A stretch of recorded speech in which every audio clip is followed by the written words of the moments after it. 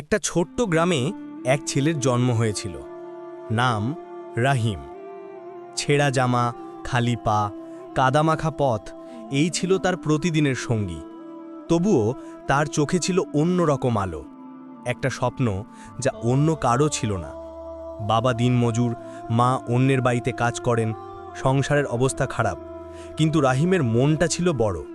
সে প্রতিদিন স্কুলে যেত আর ফেরার পথে কাজ করত যাতে বাড়িতে কিছু সাহায্য করতে পারে। বন্ধুরা হাসত, ঠাট্টা করত, বলতো, তুই বড় হয়ে কি হবি রে? রাহিম হেসে বলতো, আমি একদিন বড় মানুষ হব, শহরে কাজ করব, স্যুট পরব। ওরা হেসে উঠত, তোর জামা নেই, তুই আবার স্যুট পরবি? সবাই হাসলেও রাহিম চুপচাপ থাকত। রাতে যখন সবাই ঘুমিয়ে যেত, তখন সে একটা পুরনো আয়নার সামনে দাঁড়িয়ে নিজের চোখের দিকে তাকিয়ে বলতো, আমি পারব, আমি একদিন সবাইকে দেখাবো। দিন কাটতে লাগলো।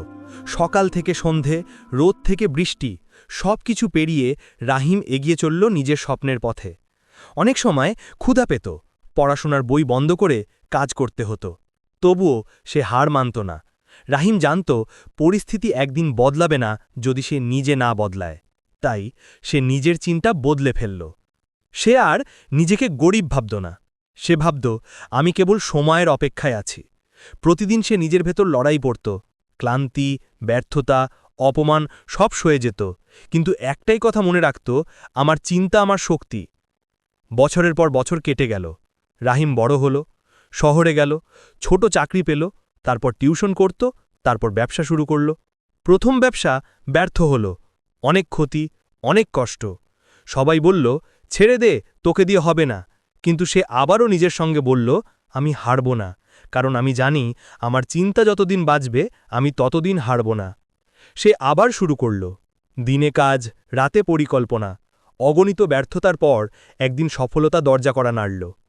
রাহিমের ব্যাপারা চলতে শুরু করল, তার মুখে হাসি ফিরল, কিন্তু ভেতরে একটা নীরব শান্তি, যেটা আসে শুধু নিজের ওপর বিশ্বাস থেকে।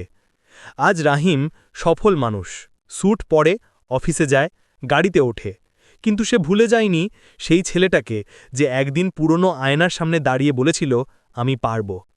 তার টেবিলে আজও সেই পুরনো আয়নাটা রাখা। প্রতিদিন সকালে সে তাকিয়ে বলে, ধন্যবাদ ছোট্ট রাহিম, তুই হাল ছাড়িসনি। একদিন সে নিজের পুরনো বামে ফিরে গেল।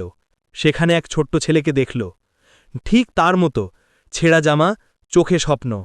রাহিম ছেলেটার হাতে একটা ব্যাগ দিল, বলল, এই নে, এখান থেকে শুরু কর, কখনো নিজের চিন্তাকে ছোট করে দেখিস না।